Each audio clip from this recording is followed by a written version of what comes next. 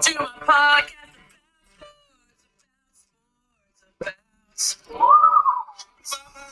Howdy, Ags. Say Pete, Corey from the Tailgate on the Aggie Football. Brought to you by Frida Homes, building Aggie dreams. FridaHomes.com. Corey, everybody loves their Frida Homes.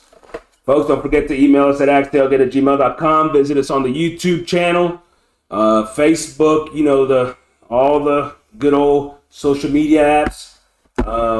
Stuff I'm not on. Stuff that I probably should be. There you go. Leave some commentary because, man, we love y'all's comments. We'll share them here on the episode. Corey, we're going to obviously talk a ton of recruiting today. We'll get into some of the portal stuff. We will talk about the current state of the roster. But let me start here. Baseball ranked number 4 in the preseason. Thoughts? I think it's huge. I mean, it could be a kiss of death. It hasn't been good for us. Aggie football team started number 6 in the nation. Our basketball team was preseason, not maybe so much top 25, but right on the fringe, but they're falling off. So I don't know. I like to go into a season thinking that not a lot of expectations and be surprised, but hey, I think Aggies have something positive to look forward to. Obviously, the performance of that baseball team last year was huge.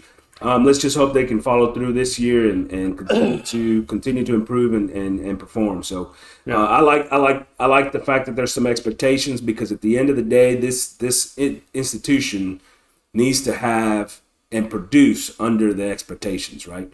And they should have constant expectations in football, basketball, baseball. We have constant expectations. We're just not good. Yeah, well, what are you talking about? We have expectations.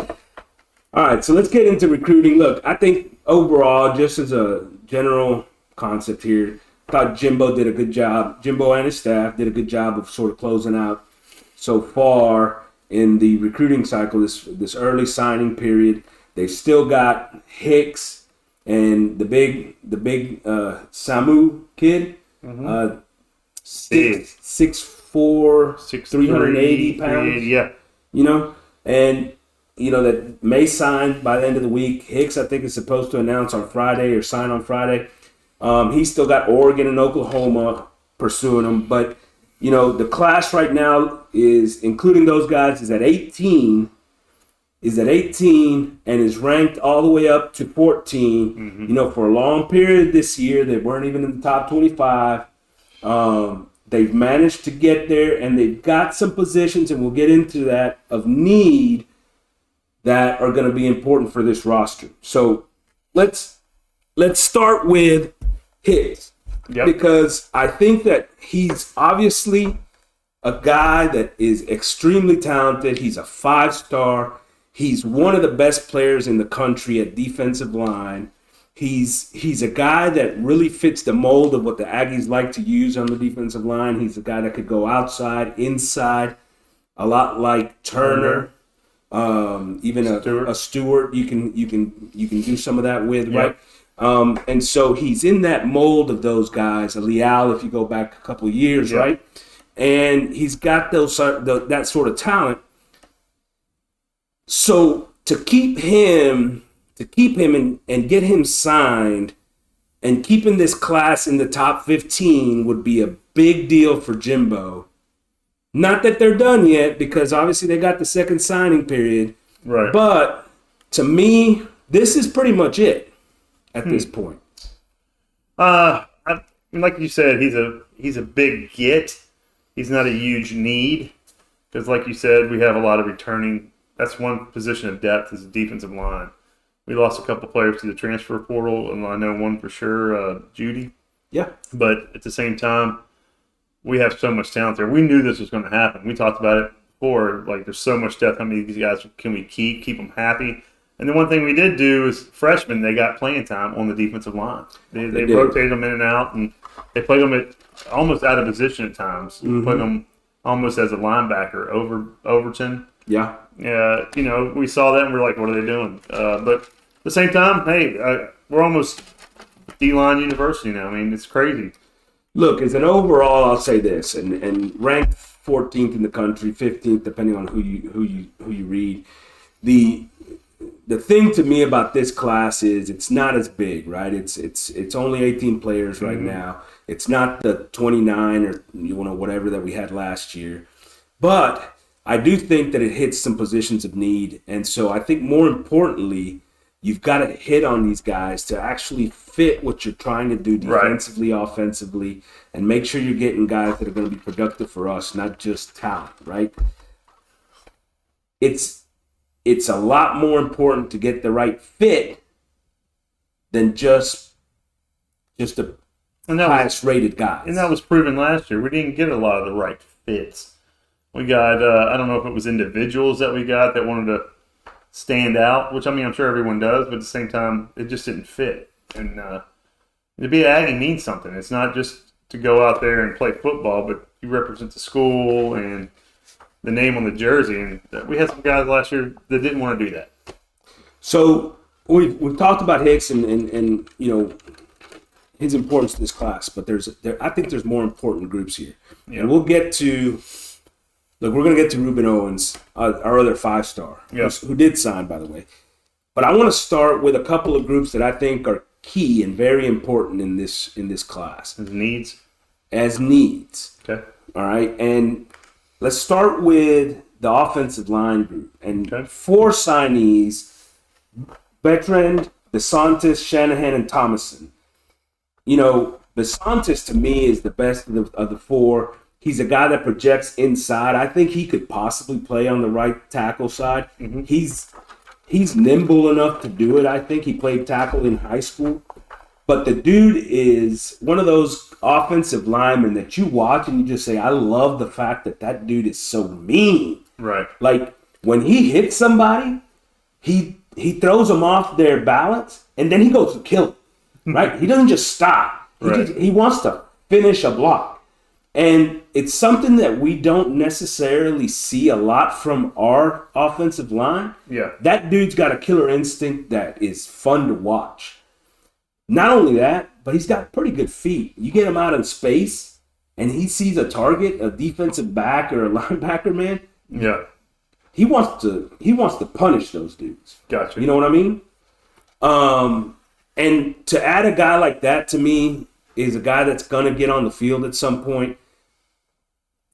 And he brings an attitude to the offensive line that changes how that offensive line plays. No, I agree with you. And the thing you said need, I think O-line is a need. I think you need at least 4 or 5 guys a year.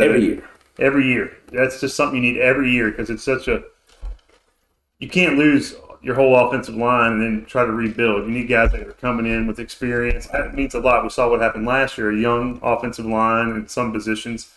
And this guy that you're talking about, I'm hoping that he doesn't have to come in and play right away. If he has to come in and play right away, then probably not good. It's not a good sign. And you're right. So right now we feel like we're going to get all 5 returning starters back on this offensive line. That is true.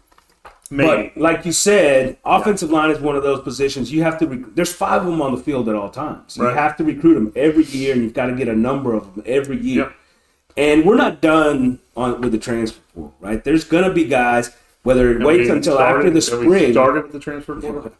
We haven't started getting anybody. Yeah, exactly. But after the spring, when folks figure out, hey, look, I'm not really going to get any playing time, there's going to be another group that takes a hike, right? We got some guys in mind who it might be. Yeah, and so this offensive line group right now looks good, but you need to continue to fill behind it. And I think that's got to be the basis of your recruiting class, and I believe this group does it. He is going to be the cornerstone of that. But Shanahan and Thomason are both guys that are also big-time gets. Thomason projects to the tackle.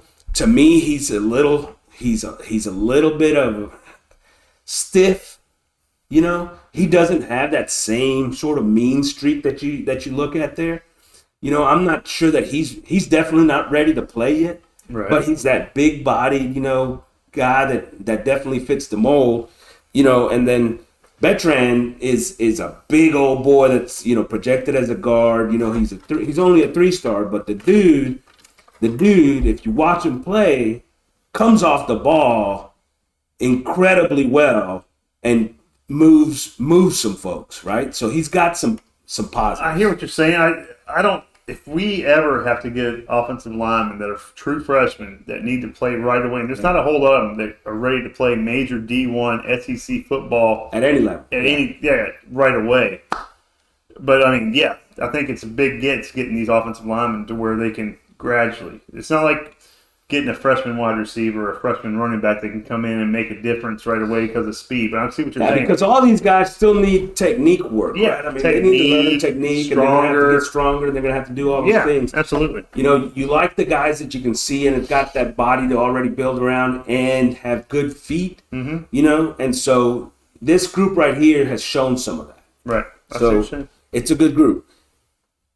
Another group that I think is key, and a lot of these guys have come in late, is the tight end, not the tight end group, sorry, the linebacker group. What's the tight end? The linebacker group. Because the linebacker group is a group of need. It's obviously, huge. White, Lee, you know, left, Harris, left, you know, so guys in the transfer portal. The depth chart's pretty thin at linebacker. Yeah. And so adding Johnson, Sanford, and York, Sanford may end up being a little bit more of a rush end type guy. Yeah. But those guys are need position guys. And they're going to come right in and be on the field from day one because you're going to need them in special teams. Yep. And probably to fill a little depth even on the defensive side because really your only returning linebackers are Cooper and Lee and Russell. Yeah, Cooper and Russell, right? So these guys are going to get on the field. Right.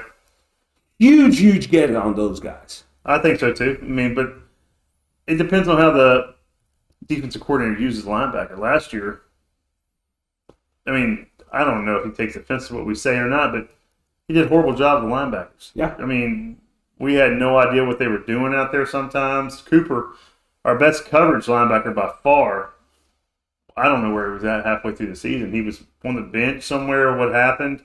He had Russell and Lee out there, two guys we didn't even talk about at the beginning of the season, getting most of the playing time. White, who we talked a lot about last year, he's gone now. But, I mean, yeah, these guys, they need to develop them.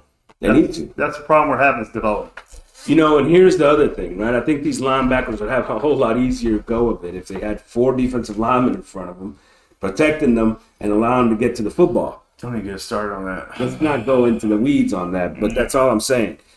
Needless to say, I guess my biggest point here is we didn't have very many linebackers left on campus. No. These guys are need guys. Exactly. They're going to get playing time just because. Martrell Harris is another guy that they listed as linebacker. He played a lot more, almost as a rush end for this defense last year. But, I mean, the guys are going to get on the field just because we don't have anyone else to put out there right now. There's no other bodies. And we're missing out on guys in the transfer portal left and right.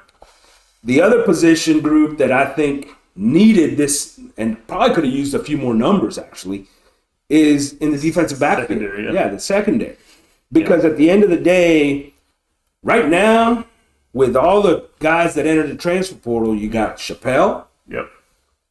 You've got Chappelle's is back. Is that Chappelle back? Okay, yeah, you're talking about the guys back. Yeah, Chappelle. Harmon back at corner. Back. That's 2. And you have Gilbert at safety. You got Anderson at safety. The 3 freshman safeties that played a lot last year. Kerr, Anderson, Matthews, right? Yeah. And you've got and so you don't have a whole lot of depth in that. No, you lost Jones. Both Joneses pretty much. Both Joneses. But Harris, Smoke Bowie. You know, and Groves Killebrew jumped in the other day. Yeah. Another big time ball player on the outside at cornerback. And then Antonio's going pro. Yeah, and Antonio Johnson's going pro. We don't know what Damani Richardson's case is yet. We were talking about that earlier. We don't know. Does he have another year of eligibility? Does he want to come back? I don't think his stock has risen and he go to the NFL. He played out of position. He was just out of position a lot last year. He got lucky on a couple plays, and I do think he's a guy that's gonna be gone. You know, and so you can't expect him to be back on this for this defense. And you know, so we get 3 guys at DB and Brooks, Rogers, and Thomas. And the good thing about these 3 guys is that they pretty much all 3 of them have some versatility to them. Versatility in that they can play the nickel, they can play on the corner, they can play in the safety. The 2 small school guys sat in there at LaGrange and Shiner, and they played all over the field. Played offense, they played defense, they played everywhere. They're football players. You have to do that at smaller schools. Right. Smaller schools, you have to go both ways. But, yeah, I agree with you, yeah. And so those guys are going to end up being the depth for this team next year. It's going to be freshmen backing up your starters in the secondary. Right. And so you've got to have these bodies. We play 5 guys in the secondary at all times. 3 safeties, 2 corners, or 3 corners, 2 safeties, whatever you want to talk about. 5 guys. We're only going to have 10 scholarship guys out there as of right now. Now, will they probably add somebody in the transfer portal? Sure. They're going to try to anyway. They're going to try to for sure. But the question is, who is it? And are they going to be, what's their talent level? Where are they coming from? Are they going to play? Yeah. You don't know. We don't know. The 2 big names for a long time were the guys out of North Carolina. I don't know if anybody watched North Carolina play defense last year, but they were one of the worst defenses in the country. It wasn't good.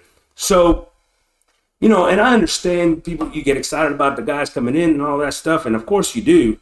However, we need talented players out there, not just players. Yeah, and that's what we had. We had talented players last year. It's just our defensive scheme sucked.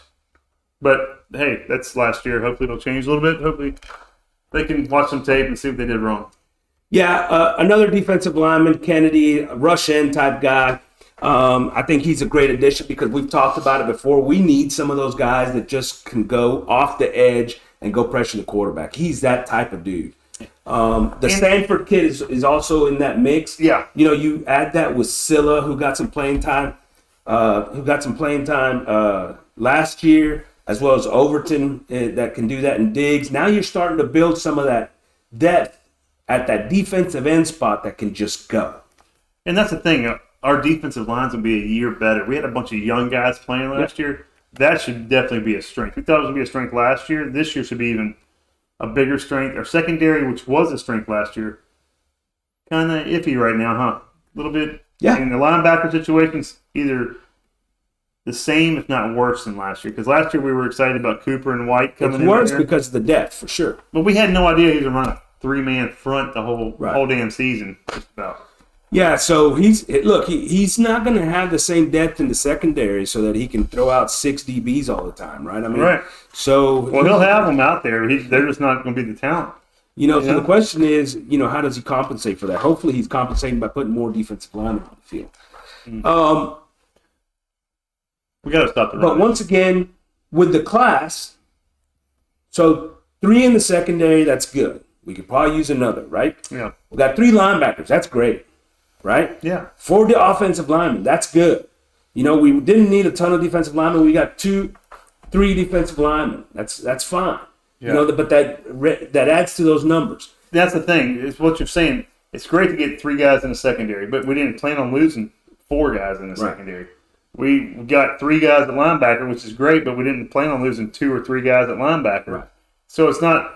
It's almost breaking even. It's not like adding to the talent base. We're not so much. We lost talent, we're broke even. And that is going to be the biggest question going into next year for me. Mm-hmm. Well, there's 2. One is going to be the offensive scheme, right? The second one, and we'll get into some of that later. But the second piece is, how does this team develop depth-wise when you no longer have that group there that's supposed to be the group moving? Exactly. That's the thing. It's like we're losing talented players that were supposed to be our next guys up. It's like, what they say, the next man up. Our next man up is a guy coming straight out of high school now. Right. It's not a guy that we had a chance to develop. And, you hear it from all these, in all these groups and everything else, Aggie groups and the football groups and all this stuff, then they talk about the fact that, we didn't lose any players of consequence, no starters. Well, first of all, we lost a ton from that freshman class. Mm-hmm. That's supposed to be the group that starts to take this team to the next level of talent. Mm-hmm. But second of all, you lost guys that were expected to be that next starter. And as far as starters concerned, White was a starter, Delier was a starter. Yeah. Those guys started games for us. So did King, by the way. So yeah. There are starters in that group that left. Jalen Jones went to the NFL. He was one of your starters. Antonio Johnson going to the NFL, one of your starters.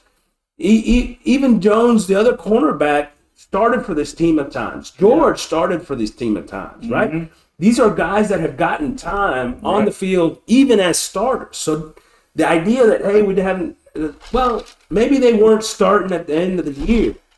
Some of that was, by the way, Marshall started this year, right? Well, that's the position you're about to talk about. The other guys we had, right? And so the losses are significant. Let's go to this, and let's go there. Let's go to the skill position, offensive skill position, guys. Yeah. And let's start with the quarterback read. And I think this is a huge, huge get because that quarterback room got pretty thin pretty quick. Right? No King. King's gone. Stowers gone. Yeah. I mean, you've got Johnson and you got Connor. And that's it. And you feel confident about Johnson being there. I don't feel so confident about Johnson.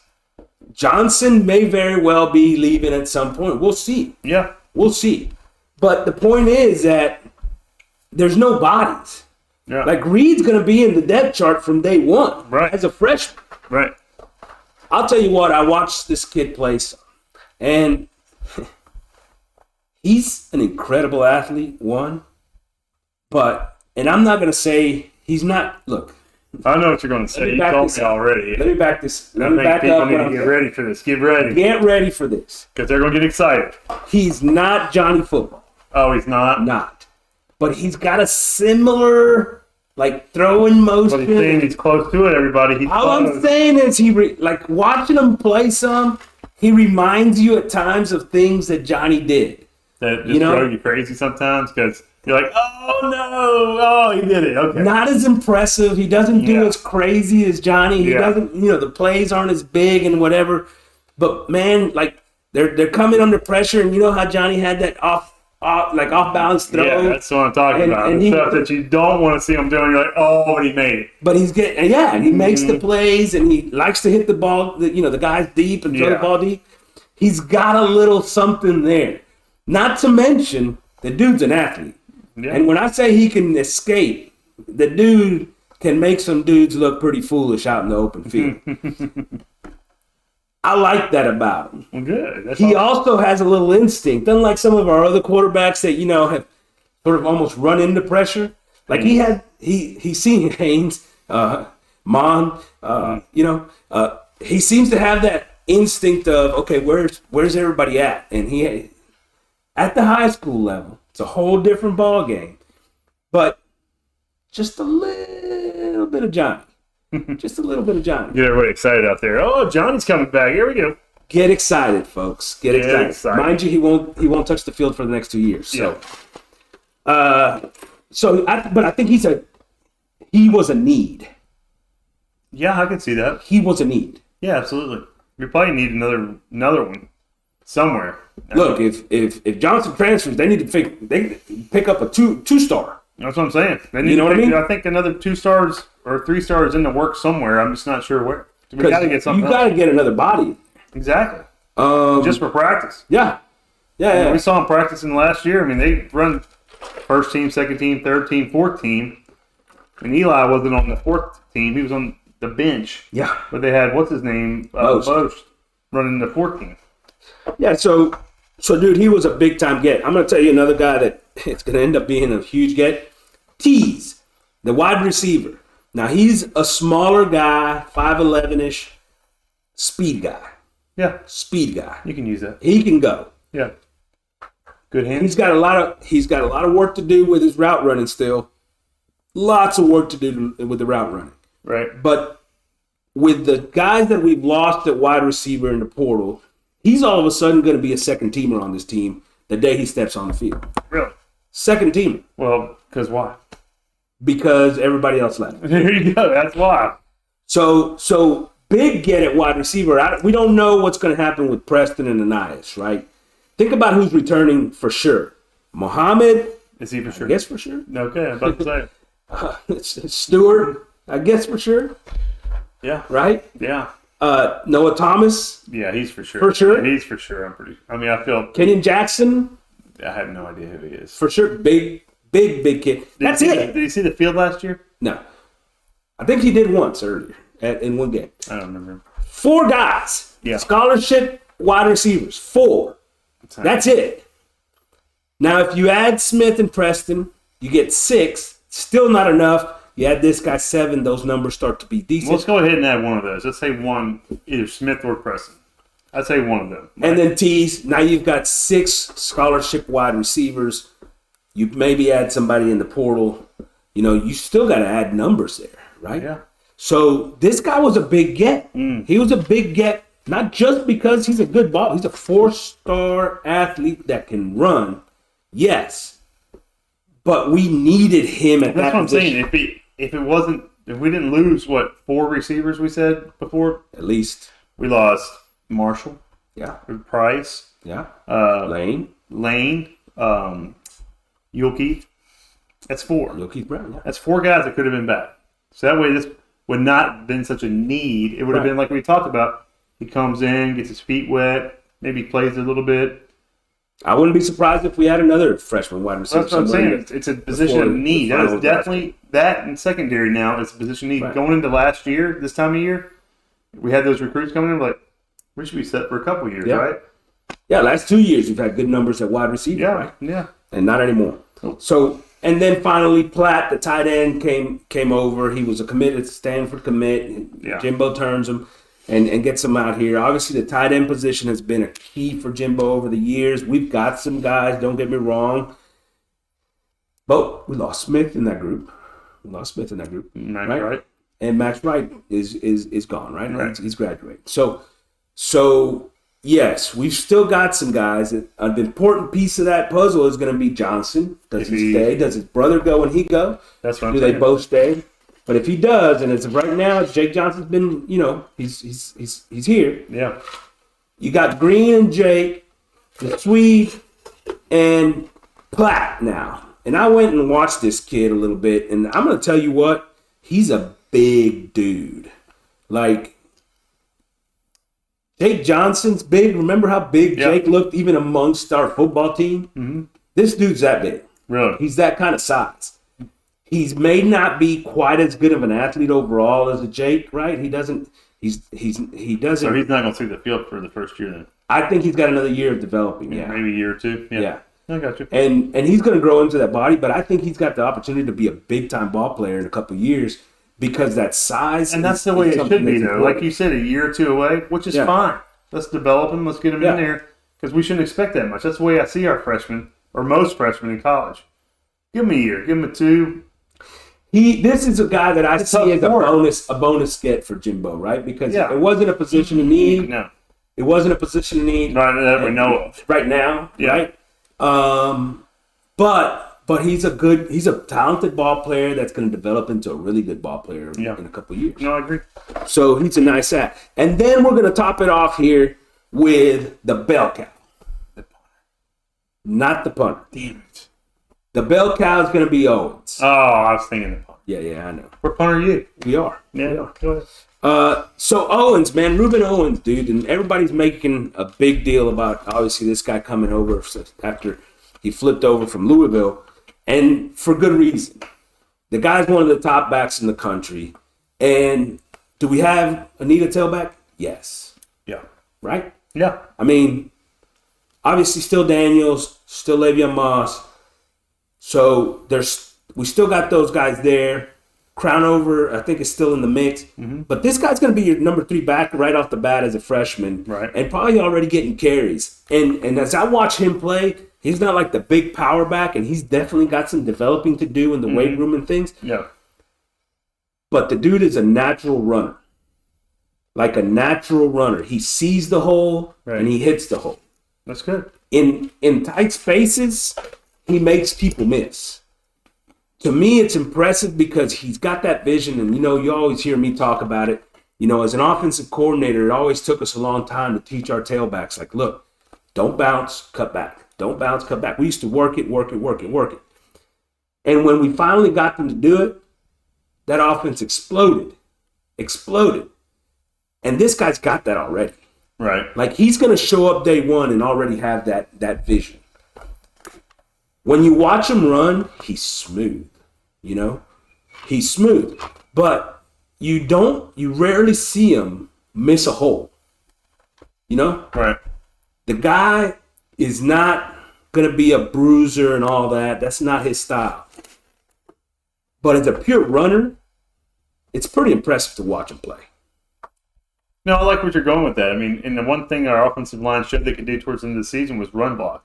They couldn't pass block for anything, but run blocking, when given the chance and when we stuck with it, the running game was solid. And I think having a second, third running back to put in there, change of pace, change of speed, I mean, anything you want to call it. And we know A-Chain was Jimbo's guy. Oh, yeah. Right? And Jimbo has his guys. And when you're one of his guys, you don't come off the field. Right. A-Chain was one of those guys. With this group of backs, you're going to have a rotation. Right. You're going to have a mix. You're going to have a third down back. You're going to have a... Yeah. Yeah. And he's going to alternate between Daniels and Moss. And I think early on, and unless one of them just, for some reason, stands out and has a crazy year, I don't see him doing what he did with A-Chain. I see him doing what you're talking about. Having a filler and A-Chain type of situation. Yeah. Here's the other thing with Owens. He's got good hands. And the guy can make some plays on the ball if you stick him out there and run some routes with him as well. Well, so I'll tell you, if he's good with catching the ball, our receivers are lacking right now. I mean, it might be an Ananias situation. That's true too. Right? That's true too. And actually, him and Daniels. Ananias was one of our tailbacks, and then he became one of our top receivers. And him and Daniels both have those skills. So, those are both guys that they can have on the field at the same time, especially, like you said, if the depth at wide receiver isn't there. Right. But I do think that this guy is the bell cow of this recruiting class, and probably the guy that ends up bigger than Hicks. Yes. Wow. Because of the position of need. Yeah, I understand that. Yeah. And if the linebackers and secondary guys were a little bit bigger names, I would say that would be the bell cow, but it's not the situation. Yeah, I got you. If we hadn't lost Hill to Texas at linebacker, that would have been the guy. Yeah. But hey, look, how can you blame the guy when your defense coordinator only has one linebacker on the field half the time? No shit, I don't believe it. What's the guy's name that went to LSU that dominated all year? Perkins. God, that guy was amazing. Makes me sick to my stomach. We could have had him, but we wouldn't have used him right. And that defense that we had, he would have been. So look, going back to this recruiting class, and I guess putting a little bit of a bow on it. Some people may be disappointed in the fact that we went from number 1 to number 14. I'm actually on the boat that this is actually a pretty darn good job of recruiting by Jimbo, because coming off of a 5-7 year, right, with all the turmoil that happened this past year and all the things still going on, you still don't know who your offensive coordinator is going to be or what the play caller is going to be. So many different things that are out there and questions. The questions with the linebackers and on defense and all that jazz. Mm-hmm. And then you come out and finish strong on a class to get it up to the number 14th ranked class in the country, knowing that you're taking smaller numbers, right? Right. I think it's a great job of recruiting on their part. It shouldn't surprise anybody because Jimbo's always been a great recruiter. A question that I want to come back to our next episode is something about where our class from last year is now. How would you, not so much either rank them after the departure, and where does it stand? What are you expecting? Because last year, after we got that class, we were expecting natties. Yes, exactly. At least to compete for them. Now, are we even talking that? Well, I think we've got a long ways to go before we say that. We don't even have an 85-man roster right now. All right, so around the country in recruiting, big day for Oregon. I mean, they go, 3 5-star players. They bring in a guy from Ohio State, a guy from LSU. They go get the quarterback from Baylor that the Aggies wanted and couldn't get. Exactly. Aggies wanted and couldn't get. So they go in and do some big-time stuff there, closing out a signing day, end up in the top 5. What do you think about that Oregon deal? I like it. I like it a lot. Man, I think Oregon's using the Nike money. They got Bo Nix, who said he's coming back. Oregon's looking pretty good now. The Pac-12, and you got USC and UCLA leaving, and what, next year, the year after, something like that, they're leaving. I think it's Oregon's to lose now, and And look, you go talk about what they've done. They also seem to have hit on that hire with Dan Lanning, right? Because he seems to have brought a good energy to that program. Right. Some youthfulness, some energy, all those types of things. He's money. Yeah. But he's attracting kids that used weren't coming there, and at the important positions too, right? And so I'm impressed with what he's done so far. We'll see where he takes them. I mean, they competed for the Pac-12 this year. Yeah. Next year they're probably going to be right in it with USC and those guys. I mean, I think Oregon is on the right trajectory. They learned a lot, I think, playing Georgia, getting their ass whooped in the first game, saying, hey, we're not there yet, but we need to get better players to get there. I mean, I think everybody knows they need to get better players. They need to go and do what it takes to get those players. And that's what Oregon's doing. Bama number one. They pretty much locked up the number one class. Look, Jimbo doesn't stay down long, right? Saban doesn't stay down long, right? He's going to sit in there and, what he said last year about all the NIL and all that stuff, he did it for a reason. He was sending his own folks a message down there in Alabama. We're going to spend hey, it's time to pick it up, right? And so, and they have, right? And now that number one recruiting class is theirs. They're gonna take that, and they got to retool a little bit, but I'm sure that they're looking to bounce right back next year. They got the number one recruiting class this year. I mean, they've been in top 5 year after year after year, so it's not like they've had a bad. And then they get the top players. They get to handpick the guys out of the transfer portal. Yeah, I mean they got the Gibbs at running back, who's a number one draft pick this year coming in the NFL. They get receivers left and right when they want them. Offensive linemen. Yeah, I mean, come on. So they're never going to be hurting. No. So he's doing Saban's doing Saban things. Yeah. Georgia's right there at 2. A surprise to me. Miami's up there in the top 5. How does Miami, after the year that they had, how are they able to get into that kind of category in the recruiting world? They've got to be doing NIL stuff because there's no way. If you watch that team play this year, they had a quarterback who's supposed to be one of the top quarterbacks in the nation. Laid an egg. Awful. Their whole team was awful. I mean, they lost the Aggies. Yeah. I'm surprised. I don't know if there's cartel money sponsoring that stuff over there. There's got to be something, man. Good old Miami, man. They're doing some Miami things over there. Wow. Texas is up there, man. Obviously, with the addition of Arch Manning, that's a big get. LSU's got a big. The thing about recruiting is and it's something I hope Jimbo's learned, or if he has to learn how to use these guys. Mm-hmm. He can't use his scheme, and so Sark has to learn that too. I hope he's not as upstairs as Jimbo is, saying, "Hey, you're going to come here and do my way." Well, you get the right players. If Arch Manning, he's not a dual threat quarterback. Are you going to run a dual threat quarterback system where you have to get out and run? And look, and that's a great point. Because at the end of the day, we know, and we've seen it here in Aggie land, A&M baby. We've seen it here. You can't just bring in the recruits. You have to develop them and put them in a position to succeed, right? You don't get a whole bunch of defensive linemen and run a 3-man front. Correct. Do you understand what I'm saying? Yeah. I mean, you don't recruit D-line year after year after year. Some of the best D-line recruits year after year and run a 3-man front. And listen, and you don't have any freaking linebackers. We can talk about it all day long, and everybody always wants to say, well, you got to recruit. Okay, that's fine. Yeah.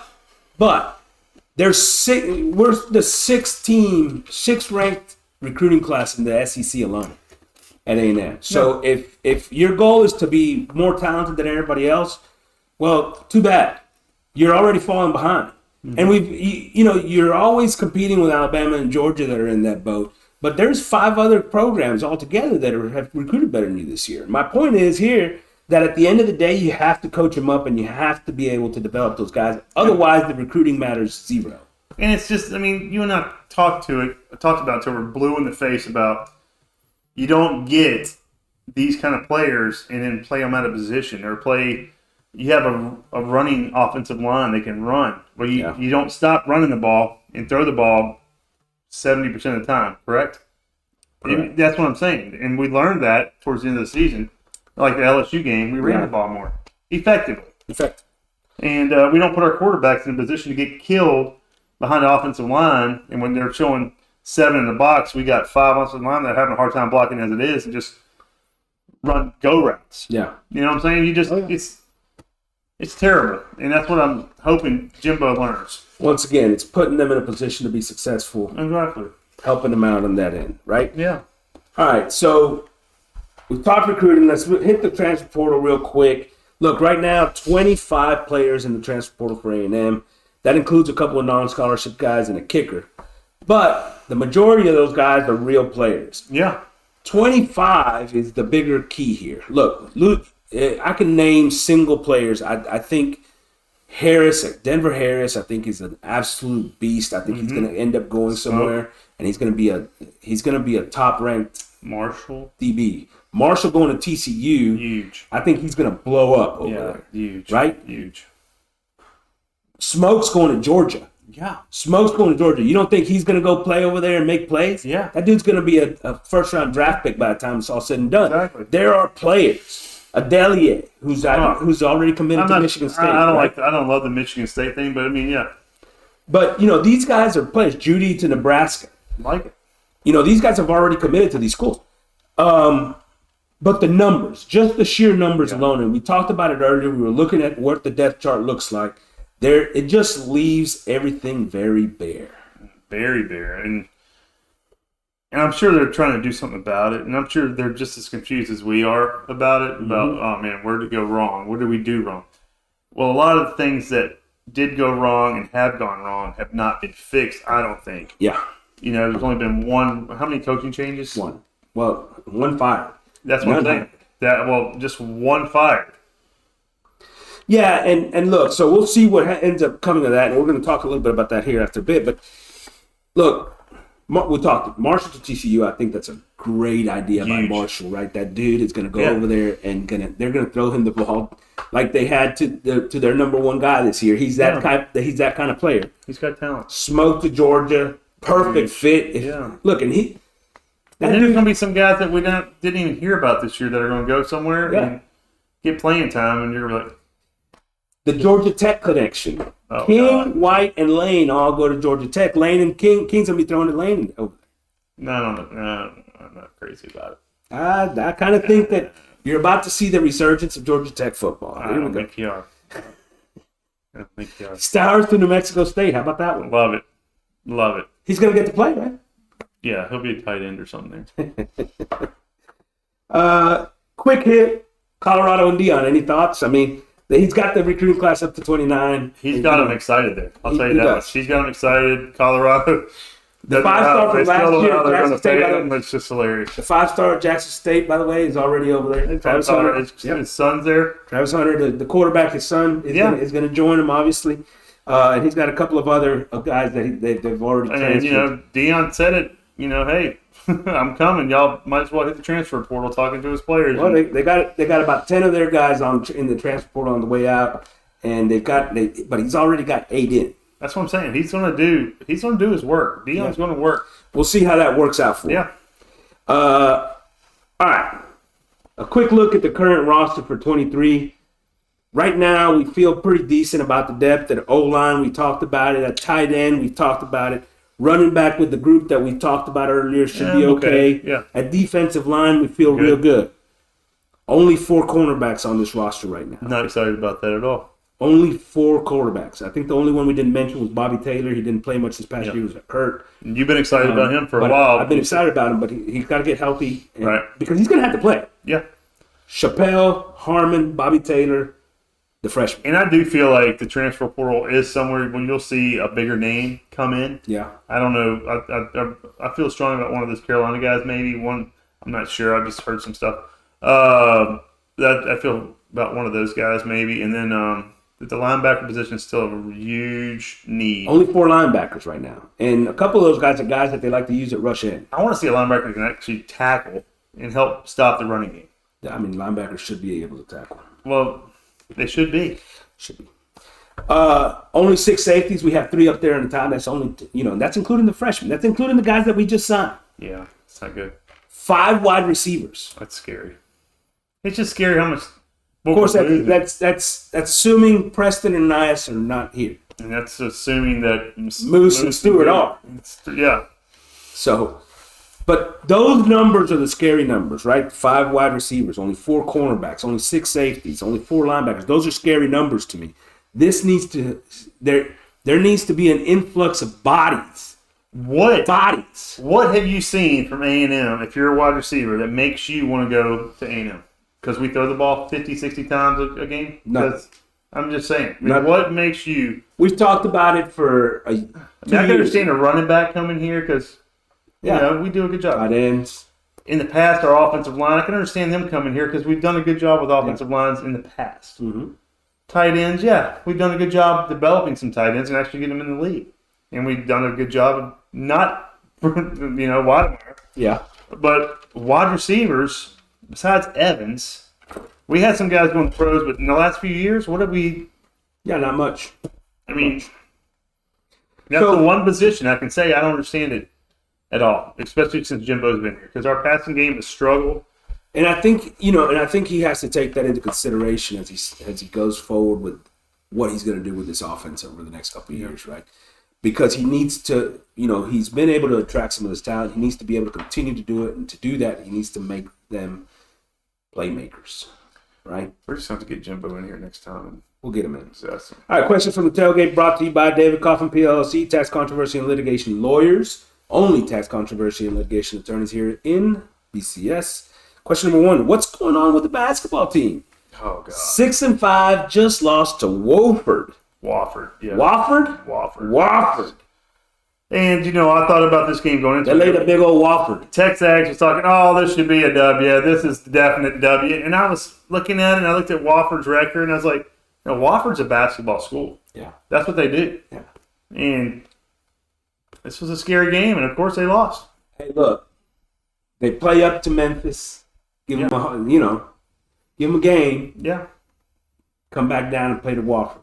On paper, our team should be better than last year's team. And we lost Q. We lost our best player. Well, we did lose Q. But I'm saying we had some more talent come in. We have 4 other starters coming back, plus bench players. This should beat Wofford. We should beat Wofford. Yes. We should have won a lot of those games that we lost. You know how I feel about our basketball coach. Oh, I love him. He's great. I love him. Yeah. But this is the problem with having the team turn over every year in and year out. And that's that they don't have any consistency coming back at the beginning of the year. They always start crappy, and it takes them till mid-season to get that team together the way he wants it to, because they have to play his style of basketball. Yeah. And it takes them What's his style? High intensity, hustle defense. And so here's the thing. It takes them until halfway through the year to do that, and then by then you're so far behind the 8 ball, it's hard to make it up in the last half of the year. What happened last year? We went on a 7-game losing streak, and then we went on that run, and we still didn't get in the tournament, which we all thought we were getting in, but we didn't. And this year, expectations were a little bit higher. I just don't see it happening again, man. And I'm sorry, Buzz. I like you a lot. I don't know how much more patience they're going to have with him. That's right. Buzz, I hate to say it, but he might be on the hot seat. As much as we like him, Is he on the hot seat? Is he on the hot seat? He's going to be, yeah. Mm-hmm.